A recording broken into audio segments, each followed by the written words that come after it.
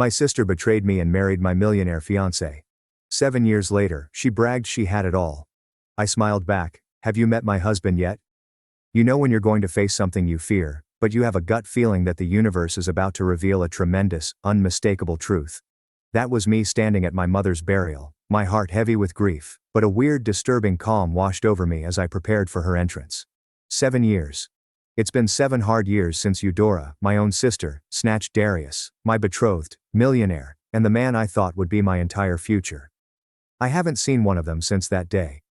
But when they eventually stepped in, Eudora flaunting that big diamond ring with her typical smug smile, she had no idea who was there to greet her. And believe me, the expression on her face when she discovered who I had married was priceless. My mother, Alara, was always the center of our family, the glue that held everything together. Growing up in a small house outside of Boston, Mom instilled in me the values of strength and dignity. Our bond was special. It just became deeper with each year. Even after I moved into my own apartment in downtown Boston and began my work as a marketing executive, I contacted her practically daily.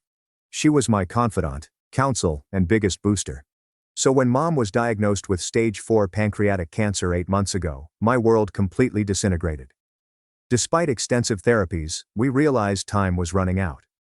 But my mother faced it all with remarkable grace, more concerned with us than her own pain. Her final weeks were spent peacefully, surrounded by loved ones at the home where Mom raised us. She went away, clutching my hand and promising that I would find serenity in my life. 6 years previously, when I was 31, my life appeared to be great on paper. I had a career, friends, and a great apartment. But there was something missing. I worked 62-hour weeks and dated periodically, but nothing substantial ever happened. Then through my college buddy Alina, I met Darius Rowan at a charity event. Darius was engaging, charming, had great teeth, and exuded confidence that permeated the entire room. At 37 years old, he has become a self-made digital millionaire. He was exactly the type of success story that publications coveted. Our connection was instant. We both enjoyed art, traveling, and setting lofty goals.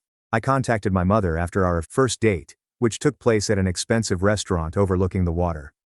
"Mom," I exclaimed, "I've met someone special." Our romance took off. Weekend vacations to Martha's Vineyard, symphony performances and exclusive dinners. It became our routine. Darius was attentive and generous, constantly bringing lovely gifts and organizing elaborate dates. After 16 months he proposed with a 6-carat diamond ring over a private dinner on a yacht in Boston Harbor. I answered yes without second thought. My parents were overjoyed, particularly my mother. She quickly began picturing the ideal wedding. Darius had the resources to make any dream a reality, and Mom insisted we don't hold back. Then there was my younger sister, Eudora. We were only 2 years younger, yet our relationship had always been complex. Growing up, we were close, but there was always low-level competition. If I had anything, she wanted it. From toys to friends and attention. If I accomplished something, she had to match or even surpass it. Mom always attempted to keep the peace by giving each of us individual time. Regardless of our history, I chose Eudora as my maid of honor. Mom said it would bring us closer, and I wanted to believe that as adults, we had grown beyond juvenile jealousy. When I introduced Eudora to Darius during a family meal, she lavished him with praise. I spotted her caressing his arm while smiling at his quips, but I discounted it as Eudora's typical charming behavior. We hosted our engagement party at my parents' colonial-style home. Eudora assisted Mom with decorations such as hanging fairy lights and arranging flowers. Throughout the evening, I spotted her staring at Darius across the room, but when our gazes met, she would swiftly grin and raise her glass to me. Later that night, as the visitors were leaving, Mom approached me in the kitchen. "Wendy dear," she added, carefully arranging leftover appetizers, "I noticed Eudora seems quite taken with Darius." "She's just being friendly, Mom," I responded, washing champagne flutes. "Besides, she's dating that pharmaceutical rep, Edric." Mom nodded, but did not appear convinced. "Just be careful, honey. You know how your sister can get when she sees something she likes." I kissed her cheek, assuring her that everything was well. "We're adults now, Mom. Eudora's happy for me. I'm sure of it." Oh, how mistaken I was. How awful and devastatingly incorrect. 3 months before our wedding, I began to notice tiny changes in Darius. He started working later, frequently responding texts at unusual hours, always with the excuse of international clients. Our regular Friday date nights were regularly canceled owing to emergency meetings. When we were together, he appeared inattentive, continually checking his phone and giving just partial attention. More disturbing was how he began to criticize aspects of me that he had previously admired. My laughter was suddenly too loud in public. My favorite blue dress, which he had always liked, now made me appear washed out. Even my habit of reading before bed, which he had previously thought sweet, became bothersome due to the light keeping him awake. Meanwhile, Eudora began phoning more frequently, always inquiring about wedding details. "I just want everything to be perfect for my big sister," she'd add, even though Mom was doing the most of the organizing. Eudora even offered to assist with vendor meetings that I couldn't attend due to work responsibilities. Darius and I ate dinner at an upmarket Italian restaurant on a Thursday evening. He hardly made eye contact and responded to my work-related stories with one-word answers. When his phone rang for the 5th time, I had reached my limit. "Is there something more important going on elsewhere?" I inquired, attempting to maintain a pleasant tone despite my mounting displeasure. "Sorry, just work stuff," he said, placing his phone face down. "You know how it is before a product launch." Later in the week, when washing laundry, I detected a strange perfume on Darius's collar. It was flowery and thick, unlike the faint scent I wore. When confronted, Darius explained that he had spent the entire day in meetings with a potential investor, Wendy Mills, who appeared to be wearing strong perfume and embraced him farewell. The explanation appeared plausible. I wanted to believe him. I called my buddy Alina to convey my concerns about coffee the next morning. "Every relationship gets jittery before the wedding," Alina informed me as she stirred her cappuccino. "Parker and I fought constantly the month before our wedding, and now we've been married 5 years. But the knot in my gut refused to release." Mom saw my uneasiness at our weekly meal. "You seem distracted, sweetheart," she murmured, reaching across the table and touching my hand. "Wedding stress, or something else?" I mustered a smile. "Just finishing up the arrangements. Everything is fine." But everything was not fine. I began to exert more effort, wondering that perhaps I had been taking Darius for granted. I scheduled a spa day, purchased new lingerie, and tried preparing his favorite foods. He grew increasingly aloof as I tried harder. Then came the cake tasting appointment, which Darius had been looking forward to for weeks. That morning he called, claiming to have an unexpected meeting with investors. "Eudora can join you," he said. "She knows my preferences anyway." I felt terrible after I hung up. How did my sister know my fiancé's cake preferences better than I did? Nevertheless, I accepted her invitation to join me. The next day, when cleaning Darius's car before a dinner party, I discovered an earring trapped between the passenger seat and the center console. A dangling silver earring with a little sapphire. I immediately recognized it. It was Eudora's. My sister had worn the same earrings to my engagement party, a gift from our grandma. When I showed Darius the earring that evening, his expression was wonderfully composed. "Oh, your sister must have dropped it when I gave her a ride to the florist last week," his voice rasped. "She mentioned losing an earring." "You never told me you drove Eudora to the florist," I replied, barely above a whisper. "Didn't I?" It must have slipped my mind. It wasn't important. When I contacted Eudora, her statement matched his exactly. Too perfect. "Oh, thank goodness. I've been looking everywhere for that earring. Darius was kind enough to drive me since my car was in the shop." That night I couldn't sleep, my mind racing. Had they prepared their story? Was I paranoid? My weight began to plummet due to stress, and dark bags appeared under my eyes. I started going to a therapist without telling Darius. 3 weeks before the wedding, Darius recommended we postpone. "I'm worried about you, Wendy. You haven't been yourself lately. Maybe we're rushing things." I broke down, imploring him to tell me what was wrong, what I had done, and how I could fix it. He embraced me and assured me that everything was all right, but his eyes were vacant. That night, I awoke at 3 a.m. to discover Darius's side of the bed empty. From the hallway, I could hear his whispered words from the guest bedroom. "Not now. She'll hear us." I know. Soon, I promise." The next day, I planned to surprise Darius with lunch at his office. My father, Kelsey, called while I was leaving my apartment. "Wendy, are you eating properly?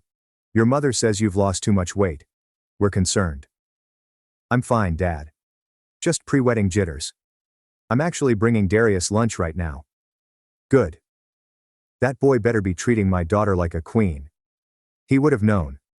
The security man at Darius's building recognized me and waved me through with a smile.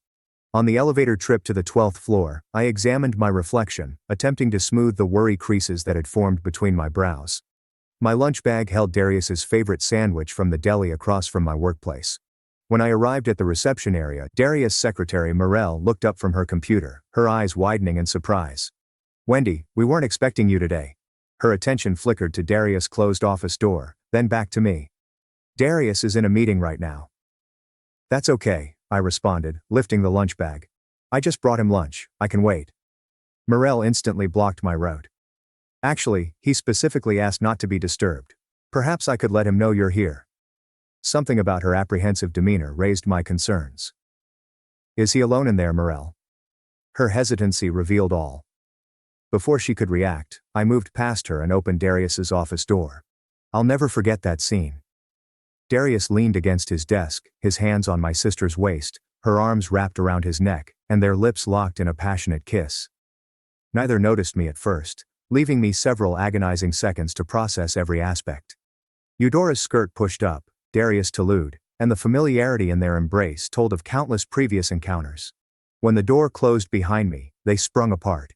3 frozen faces in a scene of horror. "Wendy," Darius responded immediately, adjusting his tie. "This isn't what it looks like." Eudora didn't even try such a blatant falsehood. Instead, she raised her chin defiantly. "We didn't plan this, it just happened." The peace that flooded over me was unexpected. "How long?" Darius looked at Eudora, then back at me. "Wendy, let's talk about it privately." "How long?" My voice stayed firm. "For months," Eudora said. "Since the engagement party." "For months, nearly half our engagement. While I was picking out wedding invitations and floral arrangements, they had betrayed me." Darius stepped behind his desk, distancing himself physically, as if prepared for a business meeting. "I didn't mean for this to happen, Wendy. Sometimes feelings change. I was going to tell you after." "After what?" "After the wedding? After our honeymoon?" I replied, my voice rising. He was attempting to find the appropriate moment. His voice had the studied smoothness he employed at difficult client meetings. The lunch bag fell from my grasp. "I trusted you both." "Both of you." Eudora had the grace to appear embarrassed. "It just happened, Becca." "We tried to fight it." "Don't call me Becca." The childhood nickname seemed like another offense, and nothing just happens. "For 5 months you made choices. Every secret call, every lie, every time you looked me in the eye, knowing what you were doing." Darius clicked the intercom button. "Morel, please come in." Morel entered moments later, carefully avoiding my eyes. "Please escort Wendy out, she's upset." "I'm escorting myself out," I answered, my pride intact but feeling devastated inside.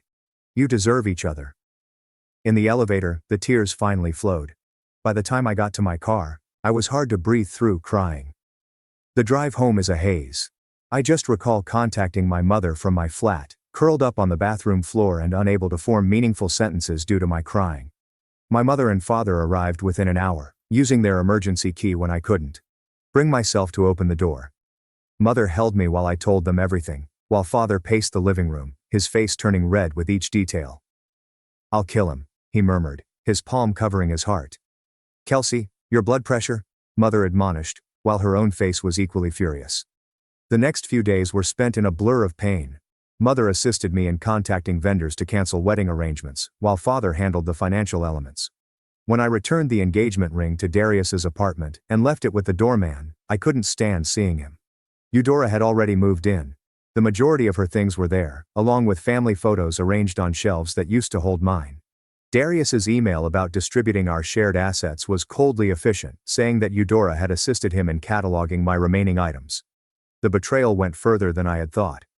Through common friends, I discovered that they had been meeting covertly whenever I worked late or traveled for business.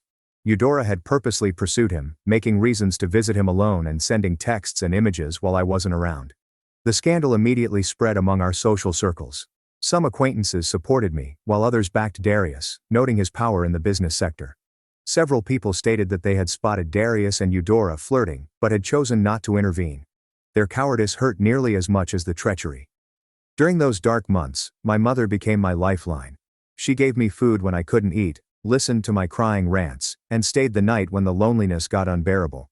She regularly attempted to arbitrate between Eudora and me, asking us both to family dinners that inevitably resulted in intense silence or bitter fights.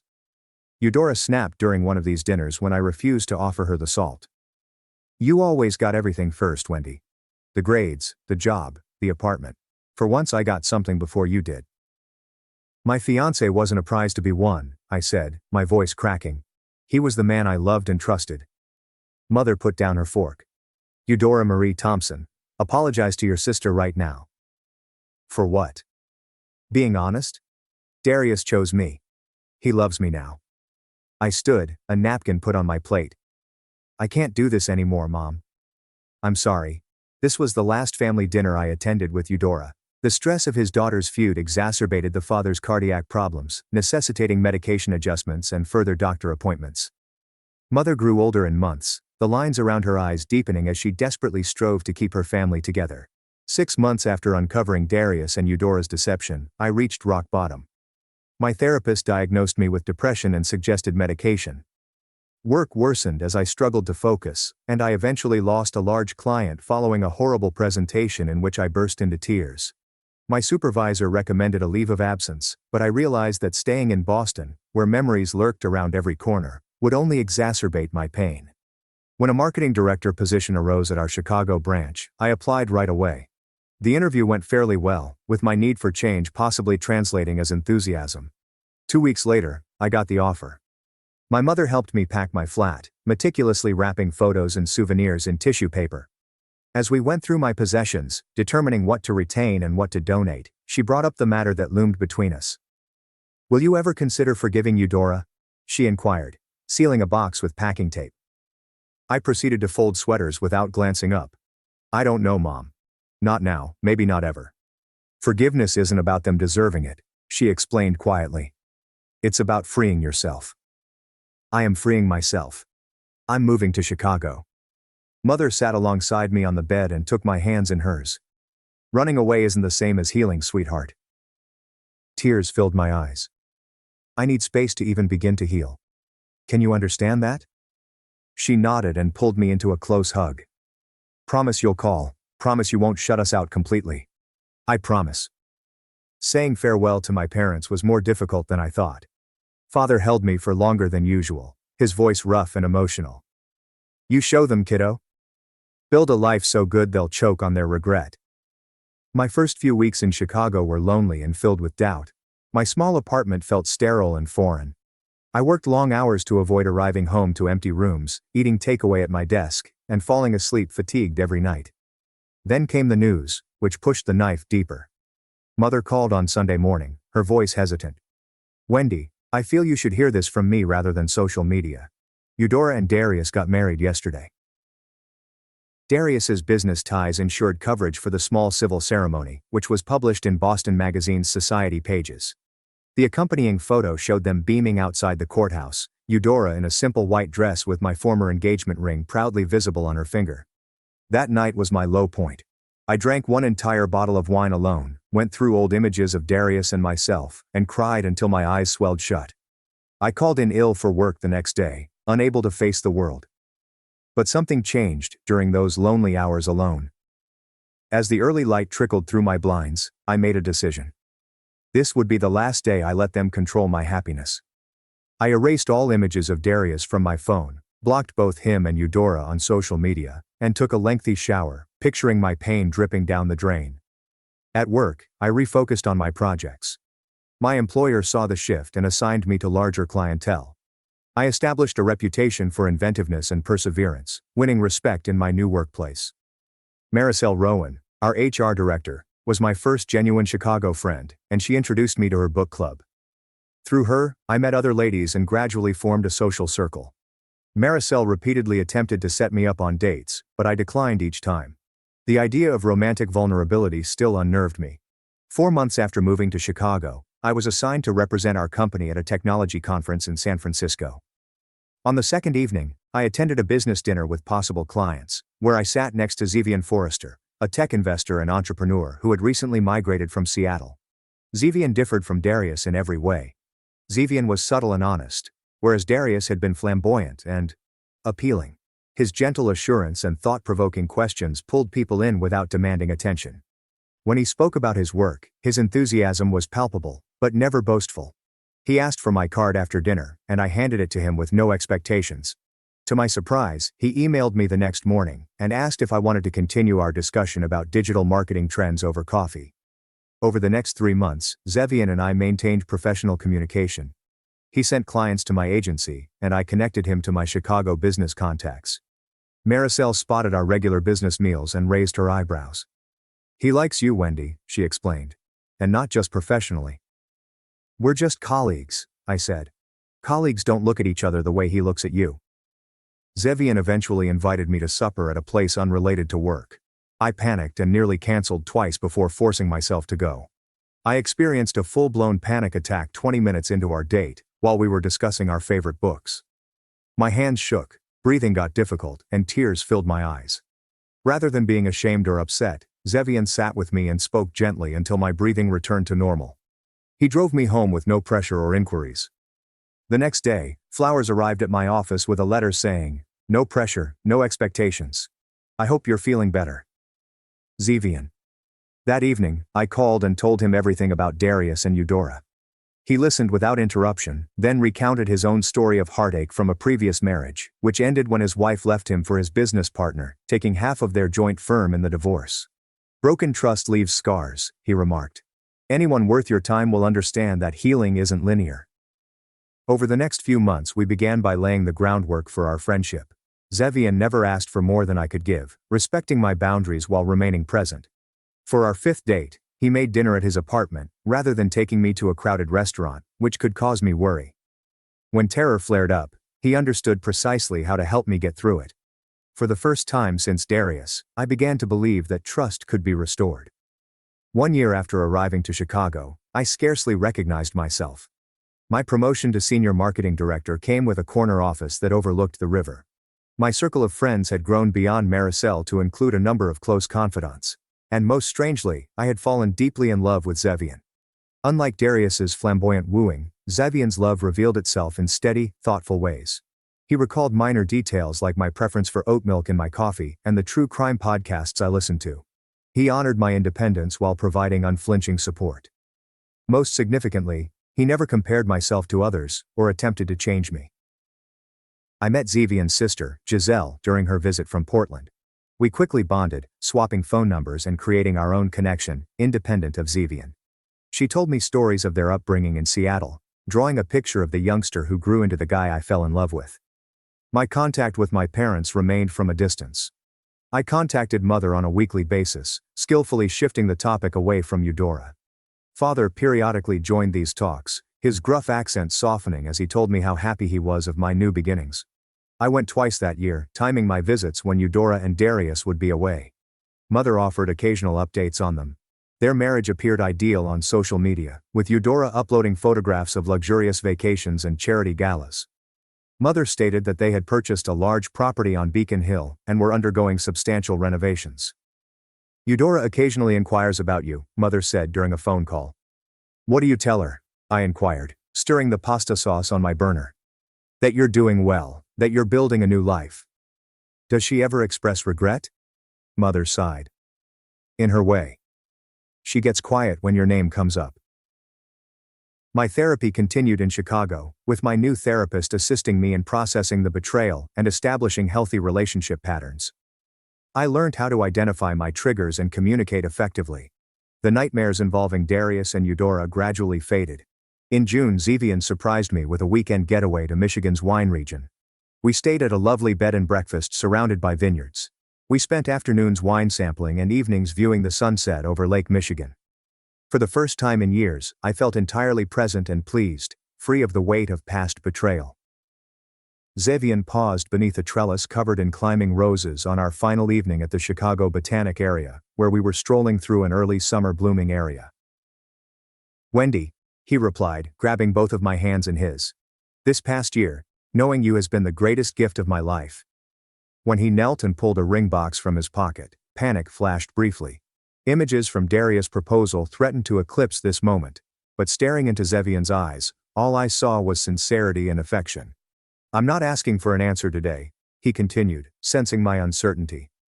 "I just want you to know that whenever you're ready, Whether that's tomorrow or next year, I'll be here. My eyes filled with tears, but not from fear or agony. Yes, I whispered. I'm ready now. The ring looked nothing like the extravagant diamond Darius had given me. A simple emerald with little diamonds on either side, delicate and subtle, much like our love. That night, I called my folks to tell them the news. Mother cried happy tears. He sounds wonderful, darling. When can we meet him? Soon, I assured. Very soon. We planned a small wedding for 30 guests at a historic Chicago venue. At Mother's request, I sent an invitation to Eudora, more as a gesture of healing than an expectation of attendance. Her reaction via email was quick and curt. Congratulations on the engagement. Unfortunately, Darius and I have other engagements on that day. Best wishes for the future. Mother was disappointed but not shocked. Give her time, Wendy. This is progress compared to where you both were. Our wedding day arrived, intimate and joyful, with my parents, new friends and Zevian's relatives there. Father carried me down the aisle, whispering, I haven't seen you this happy in years, kiddo. Zevian's vows reflected our journey. Wendy, I promise to remember that love is both strong and fragile, requiring care and commitment every day. I promise to be worthy of the trust you've given me, knowing how precious and hard-won that gift is. We established our lives together in Chicago, purchasing a brownstone and renovating it together. My career progressed, eventually leading to a vice president post. Zevian's investment firm expanded, focused on female-led technology startups. During a dinner with business associates, I learned something that connected the past and present. A venture capitalist acknowledged working with Darius years ago. Rowan. Yeah, he and Forrester had quite the rivalry in the angel investing space about 7 years back. Forrester backed the right startup. Rowan backed the competitor. Forrester's pick got acquired for millions. Rowan went bankrupt. Later that night, I asked Zevian about the relationship. I was going to tell you eventually, he confessed. I knew who you were when we met at that conference. Not the details of what happened, but that you had been engaged to Rowan. Why didn't you say anything? I wanted you to know me for me, not as someone connected to your past. I was not angry. Somehow the cosmic symmetry felt appropriate. 2 years into our marriage, we started trying for a baby. Months passed without success, prompting fertility specialists and uncomfortable conversations. Zevian was my support through disappointments and medical procedures, embracing me through tears and reminded me that family may take various forms. Then came the tragic news of Mother's cancer diagnosis. Zevian and I flew to Boston right away, meeting with physicians and guiding my parents through treatment options. Mother put up a brave face, but her cancer was severe and had spread. I took a leave from work to care for her, temporarily returning to my boyhood home. Zevian flew in every weekend to support both me and my increasingly frail father. Mother and I had many meaningful chats about life, love and family in her last weeks. One evening, while I adjusted her pillows, she mentioned Eudora. I wish you girls could find peace with each other, she murmured, her voice weak but determined. Life is too short for such distance between sisters. I know, Mom, I said, holding back tears. Promise me you'll try, Wendy. Not for her. But for yourself and maybe a little bit for your old mother. I promised, unsure if I could maintain it, but eager to give her peace. Mother died quietly 3 days later, with Zevian, father and I at her bedside. I immediately contacted Eudora, our first straight connection in years. Mom's gone, I remarked when she responded. Her quick inhale was the sole sound for long seconds. I'll be there in an hour, she finally stated, her voice breaking. We arrived at our parents' house and exchanged brief, awkward hugs before turning our focus to father and funeral arrangements. The real test would be during the funeral, where years of pain and hatred would collide with new sadness and Mother's ultimate desire. The morning of Mother's burial was dark and drizzling, fitting the solemn occasion. I stood in front of the mirror in my childhood bedroom, adjusting my black dress and wondering how I'd get through the day. Zevian stood behind me, attractive in his dark suit, and softly placed his hands on my shoulders. I'm right beside you today, he murmured, matching my gaze in the reflection. Whatever happens. Downstairs, Father sat at the kitchen table, staring at his untouched coffee. The preceding week had hollowed him out, and his lofty form bent in despair. At 72, he appeared to have aged a decade since Mother's diagnosis. Ready, Dad? I whispered softly, patting his shoulder. He nodded and rose slowly. Alara always said, funerals aren't for the dead, they're for the living. Never understood that until now. When we arrived, the funeral home had already filled up with extended family and friends. I stayed close to Father, greeting everyone with fake smiles and accepting condolences from individuals I scarcely knew. Cousins from California, Mother's college companion, and neighbors from my parents' 40-year house. You look just like Alara at your age, my great-aunt Cheryl murmured, caressing my cheek. She would be proud of the woman you've become. How have you been, dear? Mother asked her friend Junia. Alara mentioned you moved away. Chicago, was it? Yes, almost 5 years now, I said, not mentioning my sister's betrayal as the reason for the move. As I took Father to his place in the front row, Zevian on his opposite side, a murmur echoed across the crowd. I turned to see Eudora and Darius enter, prompting heads to turn and rumors to spread. Eudora wore an elegant black dress that accentuated her tiny frame, with diamond earrings reflecting the sun. Darius appeared uncomfortable in his nicely fitted suit, his arm around my sister's waist in a show of support. Her left hand was conspicuously placed on her pocketbook, making the huge diamond engagement ring and wedding band impossible to overlook. Father stiffened beside me. Kelsey, breathe, I said, frightened for his heart. They made their way ahead, pausing to chat with other attendees.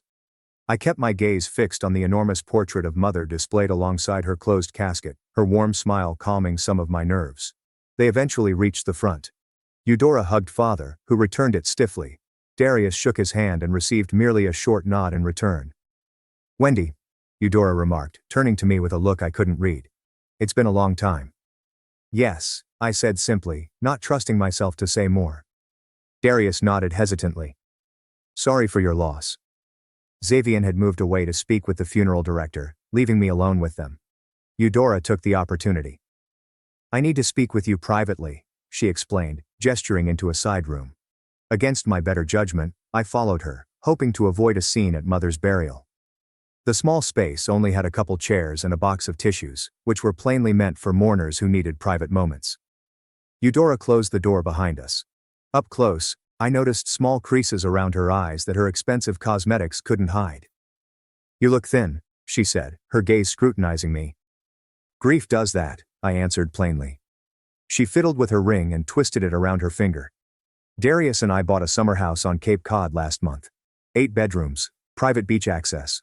We're considering starting a family soon. Darius's company just acquired 2 startups, and we're renovating the 3rd floor for a nursery. Congratulations, I murmured, my voice free of emotion. Is there something specific you wanted to discuss about the funeral arrangements? Her smile became harsh. I just thought you might want to know how well we're doing. Poor you, still alone at 38. I got the man, the money, and the mansion. The familiar pain flared quickly, and then disappeared. 6 years ago, her remarks would have crushed me. Today they appeared sad and forlorn. I grinned genuinely. Have you met my husband yet? I opened the door to find Zevian standing nearby. Come meet my sister. As Zevian entered the room, Darius came behind him, apparently having observed our discussion. When the males established eye contact, Darius's face turned pale. Forrester, he murmured, his confidence fading. Rowan, Zevian's tone was professional but chilly. It's been what, 7 years? Not since Macintosh acquired Initech instead of your client Comperve, right? Darius swallowed visibly. You two are married? 2 wonderful years now, I replied, sliding my hand into Zevian's. Zevian Forrester, Eudora said softly. As in Forrester Investments? The same, Zevian responded. Wendy and I met at a tech conference in San Francisco. Darius sought to regain his composure. Forrester, we should catch up sometime. I've been meaning to reach out about potential collaborations. My schedule is quite full, Zevian said politely but firmly. But you can contact my office if you'd like. The funeral director appeared and informed us that the service was about to begin. As we returned to the main room, rumors followed us. The connection between Zevian and Darius was well known in business circles. We had scarcely taken our seats when Father grasped his chest, his face contorted with pain. Dad, I shouted, as Zevian instantly called for assistance. We relocated Father to a private room, and the funeral was temporarily postponed. A doctor among the attendees checked him and said that the cause was most likely stress rather than another heart attack. Eudora followed us with genuine concern on her face. Is he okay? Should we call an ambulance? Her voice trembled slightly. The doctor says he's stable, I said, taken aback by her truthfulness. Just overwhelmed. For 20 minutes, we sat there in awkward silence, linked only by our concern for our father. When he insisted on continuing with the service, we returned to the main chamber, with the brief crisis resulting in an unexpected truce. The funeral was both beautiful and tragic. I offered a eulogy that emphasized Mother's kindness, courage, and steadfast love for her family. When Eudora rose to speak after me, she hesitated after only a few sentences, her eyes welling with tears. Without thinking, I stepped to her side and rested my hand on her back. It's okay, I said quietly. Take your time. She composed herself and finished her homage to our mother with anecdotes from our childhood that elicited tears and soft laughter from the audience. As we placed Mother to rest in the cemetery, a gentle rain poured. I noticed Darius standing apart from the rest of the group, checking his watch constantly. Eudora stayed by Father's side, her previous swagger replaced by sincere anguish. The reception at my parents' house was filled with people bringing casseroles and sharing memories. Darius drank considerably, and his uneasiness was obvious as numerous business associates engaged Zevian in animated conversation. I overheard pieces of Darius's company failing with recent acquisitions, and wondered whether Eudora's bravado was a mask for financial problems. Throughout the day, I kept the dignity Mother would have expected, focusing on supporting Father and honoring her memory, rather than lingering on previous scars. As visitors began to leave, I noticed Eudora observing me from across the room, her look unreadable but seemingly softer than before. The day following the funeral, Zevian had an important board meeting in Chicago. Are you sure you'll be okay if I go? He said, preparing his overnight bag. I can reschedule. Dad needs help sorting through Mom's things, I explained. I should stay a few more days. I'll be fine. After dropping Zevian off at the airport, I returned to my parents' house to find Father sitting in Mother's garden with a photo album open on his lap. She labeled everything, he explained, displaying me Mother's clean handwriting beneath each photo. Said someday we'd appreciate knowing who is who. That afternoon, I started the unpleasant chore of sorting through Mother's closet.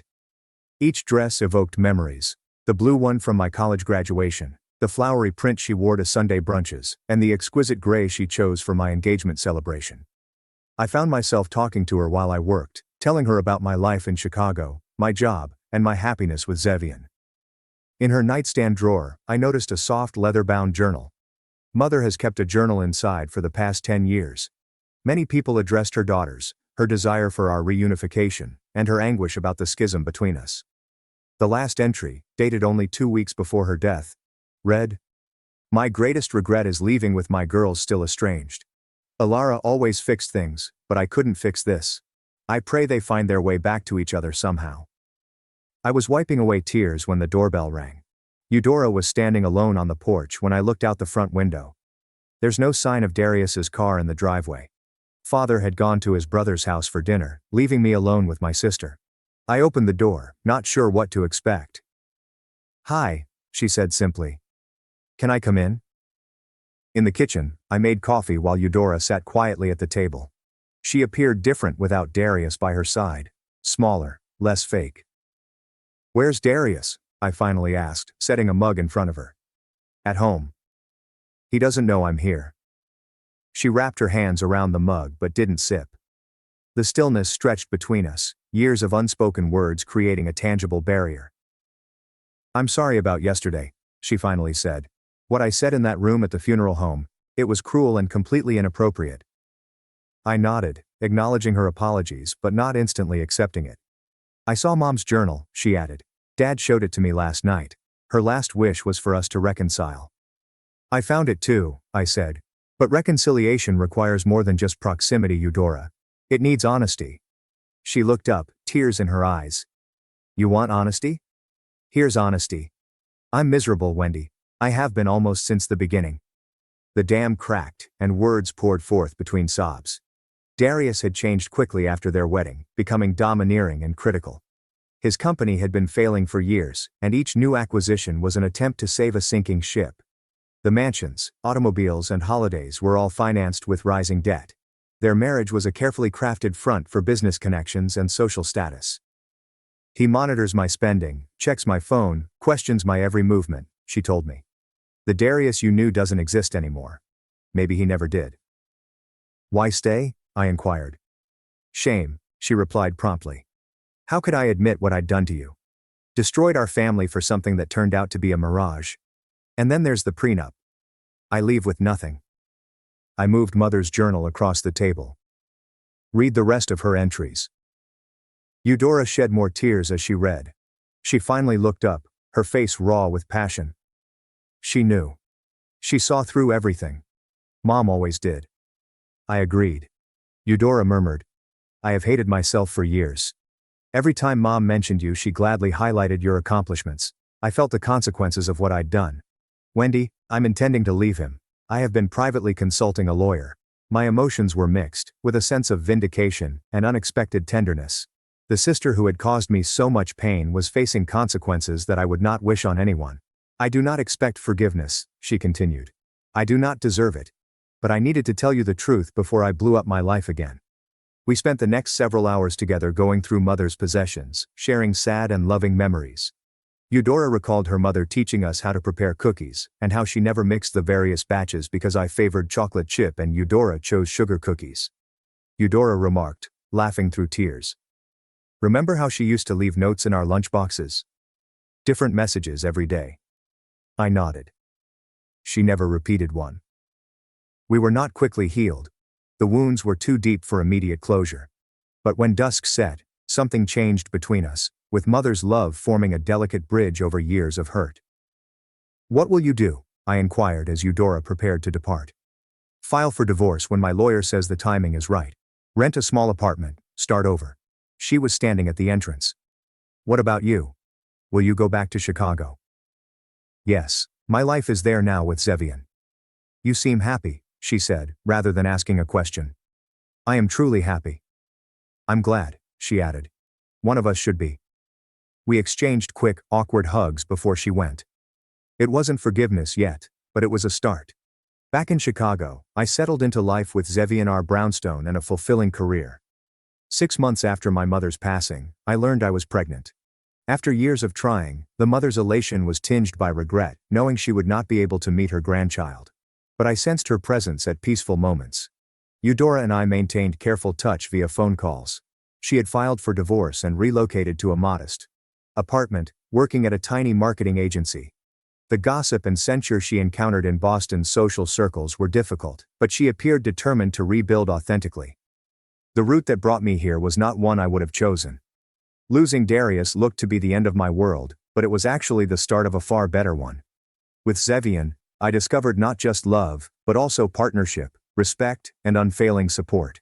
His success never overwhelmed mine, rather, it complemented it, and we grew stronger together. Mother had been correct in stating that forgiveness is for ourselves, rather than others. The weight of wrath and bitterness had gradually lifted, allowing me to see my past clearly, and my future with optimism. Although the wounds lingered, they no longer defined me. As I sat in our nursery, Zevian painting the walls a soothing green, I considered the things I would eventually teach our child. How loss can lead to finding. How endings make space for new beginnings. How our most difficult experiences frequently lead us to our real path. My life had become richer and more authentic than I could have dreamed during those sad days 6 years ago. Not because of the betrayal, but because it forced me to rebuild with greater insight and aim.